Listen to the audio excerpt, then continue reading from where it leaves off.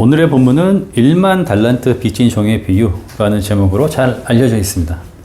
1만 달란트의 빚을 진 종이 왕 앞에 끌려 나와서 결산을 당하고 있습니다.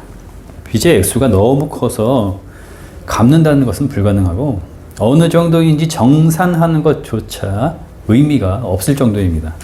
당대 역사가 요세푸스가 남긴 자료에 따르면은 BC 4세기 유대, 이두메아, 사마리아 전체 지역에서 거친 세금의 액수가 600달란트였다고 하니 1만 달란트가 어느 정도인지 대략 감만 잡을 수 있을 뿐이죠. 그는 처형을 면했지만 자신과 가족 모두 노예로 팔려갈 신세가 되었습니다. 하지만 무릎을 꿇고 간청하였을 때 왕은 가엾게 여겨서 그 빚을 모두 탕감해 주었습니다.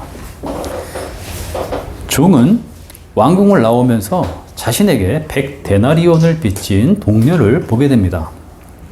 조금 전에 자신이 왕 앞에서 간청했던 것처럼 이제 그 동료가 똑같이 자신에게 간청을 하고 있죠. 이 100데나리온은 노동자의 100일치 품삯 정도인데요. 1만 달란트에 비교하면 60만 분의 1 정도입니다. 그런데 그 종은 들으려고 하지 않았고 빚을 다 갚을 때까지 감옥에 집어넣어 버렸습니다.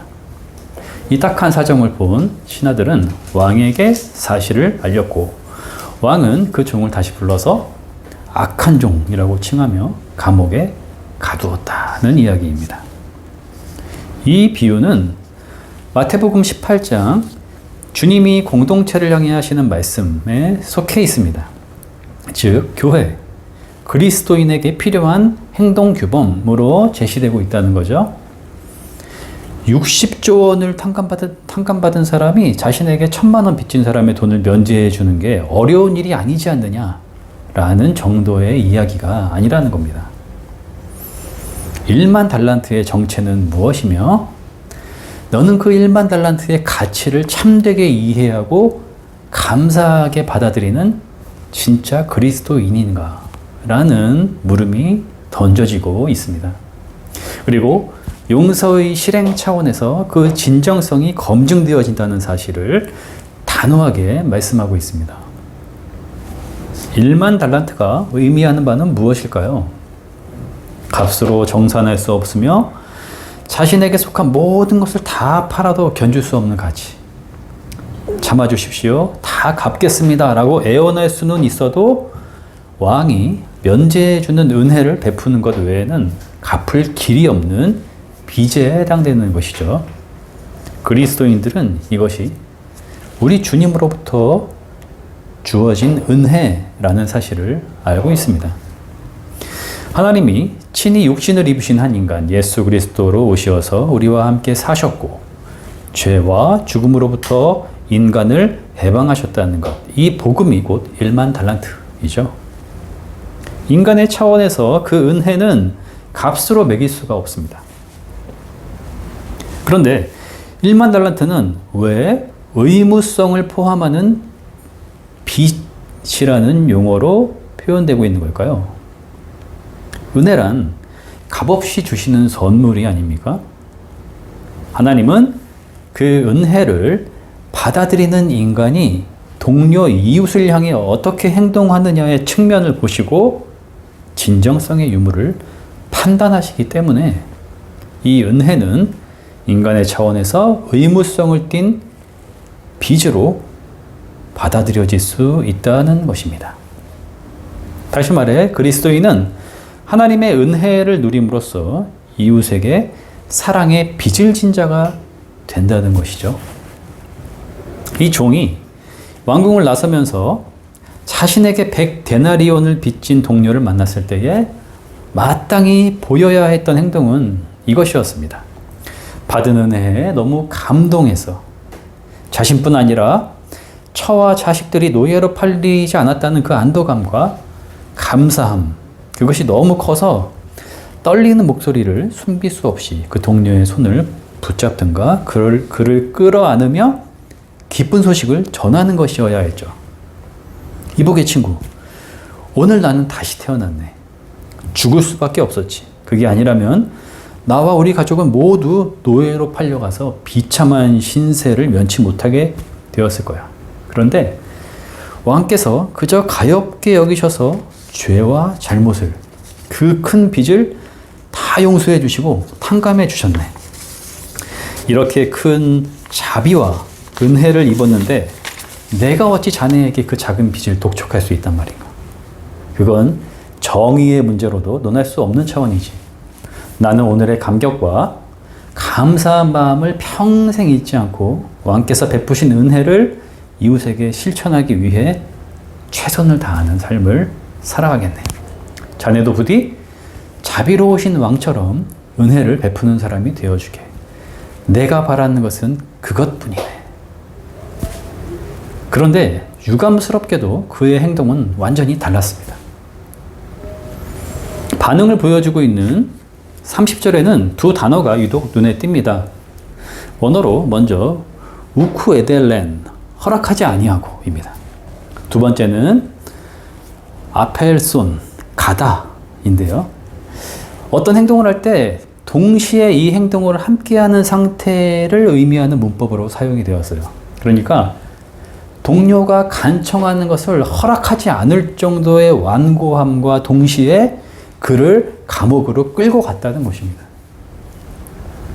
자신이 왕 앞에서 간청하였을 때 왕은 자신의 말을 들어주셨고 가엾이 여겨주셨다는 것과 강하게 대조되고 있습니다.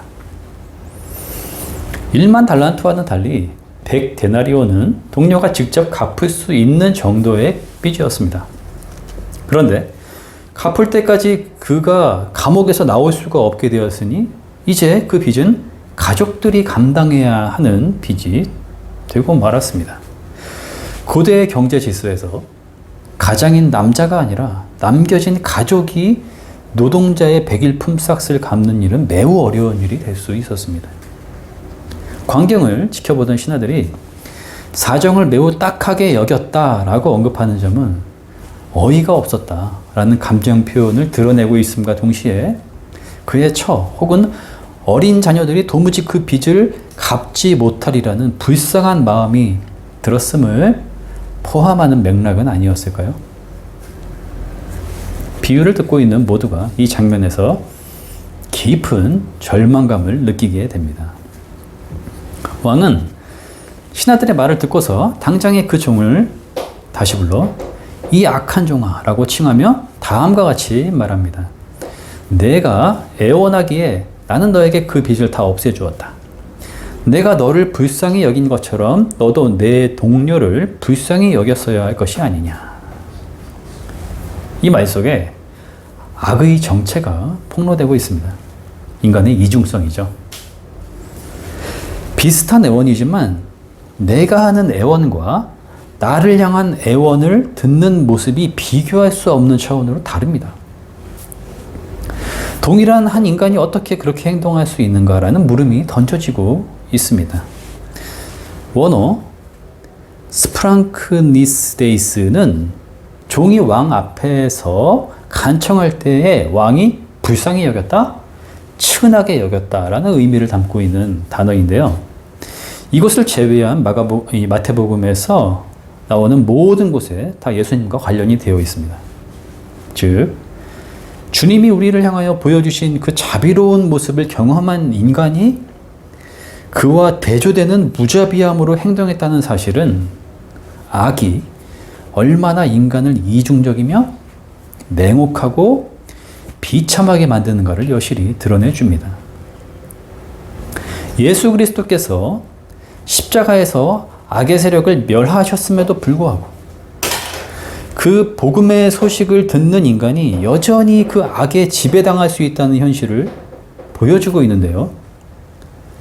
그리스도께서 분명히 승리하셨는데 도대체 그 악이란 무엇일까요?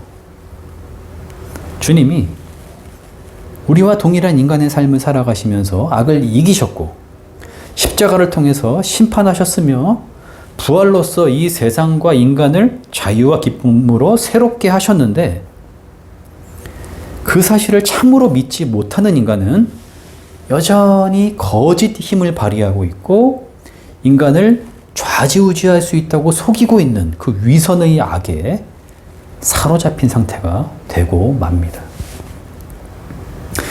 일본이 패망한 1945년이 지나서 1946년이 되었는데도 광복의 소식을 듣지 못한 먼 섬마을에서 여전히 일본의 경찰이 주인 행세를 하고 있다면 이 얼마나 우스꽝스러운 일입니까? 인간은 자기 집중에 빠져 있을 때에 만물을 새롭게 하시는 예수 그리스도의 복음을 듣지 못하는 곤경에 떨어지고 맙니다. 그 곤경 속에서 악은 이중적이어도 괜찮아. 너가 중요해? 다른 사람들도 다 그래. 라는 거짓 위선으로 속삭이죠. 이 종은 악의 이중성으로 인해서 비인간화된 모습을 보여주는 전형입니다. 자신을 불쌍히 여기신 왕의 자비 앞에 드린 그 눈물의 감사가 거짓이었음이 폭로됩니다. 여기서 우리는 다소 신학적이지만 중요한 한 가지 물음을 던질 수가 있습니다.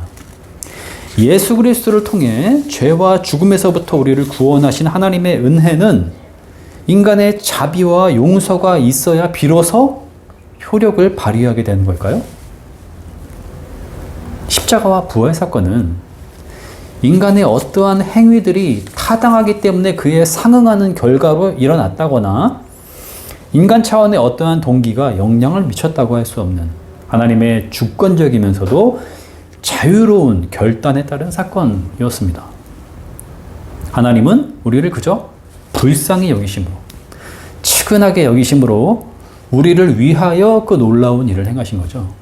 어떠한 조건 없이 인간은 선물을 받듯 은혜로 죄와 죽음으로부터의 구원을 얻게 된 것입니다. 그런데 문제는 그 고귀한 은혜의 선물을 참되게 중심으로 받느냐 그렇지 않느냐 하는 것입니다. 그걸 어떻게 할 수 있습니까? 쉽게 말해 내가 참 그리스도인이냐 거짓과 위선에 속해 있는 그리스도인인 척하는 인간인가 하는 것은 이웃을 향한 자비와 용서의 실행 차원에서 확인된다는 것이죠. 하나님의 은혜를 진실하게 누리는 자는 이웃의 죄와 잘못을 용서하지 않을 수 없다는 것입니다. 너는 참 그리스도인인가? 라는 물음에 앞선 하나의 질문을 우리는 더 생각해 볼 수 있는데요. 1만 달란트의 가치를 바르게 이해하고 있는가입니다. 너무나 큰 액수여서 도저히 감이 오지 않고 막연하거나 추상적인 어떤 은혜? 신앙의 구호에 떨어져 버려서 쉽게 내뱉는 천국, 구원 같은 단어들이 아니라 얼마나 생동감 있게 1만 달란트의 의미를 삶에 반영하며 오늘을 새롭게 살아가고 있는가? 하나님 나라를 소망하고 있는가를 묻는 것이죠. 이 비유를 통해 1만 달란트의 가치로 생각해 볼 수 있는 세 가지를 찾아봅시다. 먼저는 생명입니다. 감당할 수 없는 빚을 진 종은 처형을 당할 수도, 자신과 가족 모두 노예로 팔릴 수도 있었습니다. 왕에게 은혜를 입은 결과 그와 가족들은 생명 또는 살아있음이라고 하는 가장 값진 선물을 받게 되었죠. 우리는 아침의 깨어남과 오늘의 살아있음, 사랑하는 가족과 함께 현재를 누리는 기쁨을 쉽게 망각하거나 감사의 조건으로 여기는데 인색한 것 같습니다.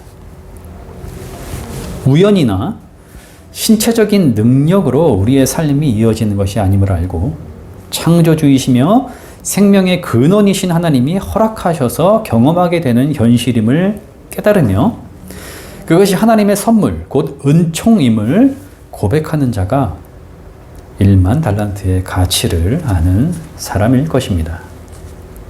두 번째는 자유입니다.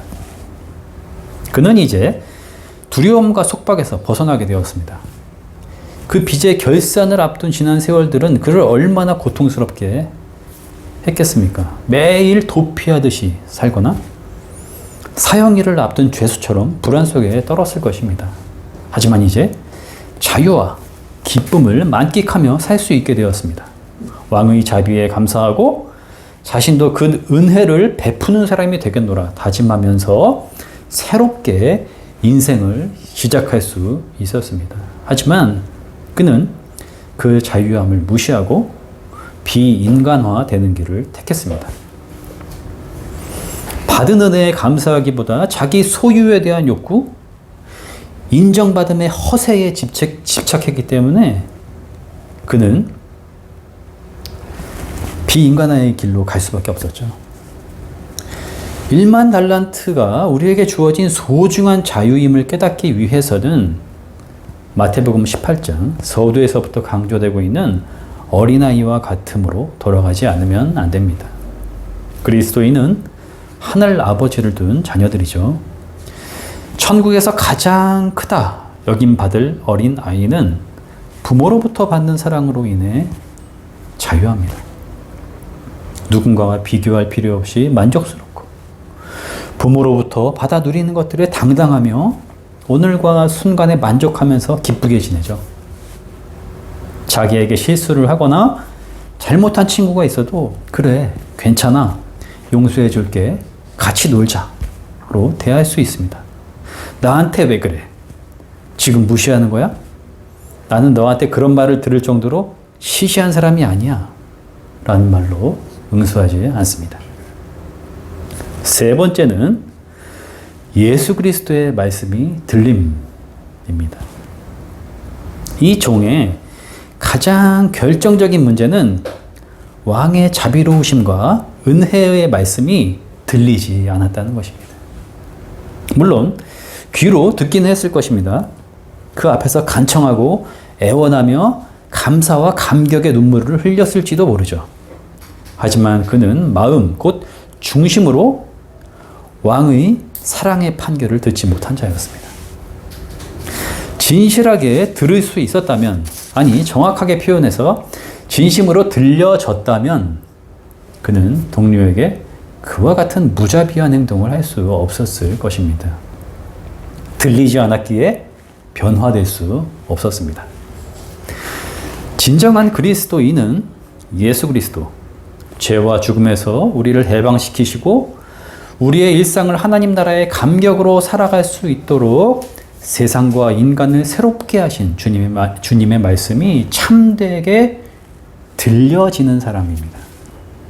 살아있고 생명력 있는 그 말씀이 들려지기에 변화를 받아 새 사람이 되었음을 느끼게 되는 사람이죠.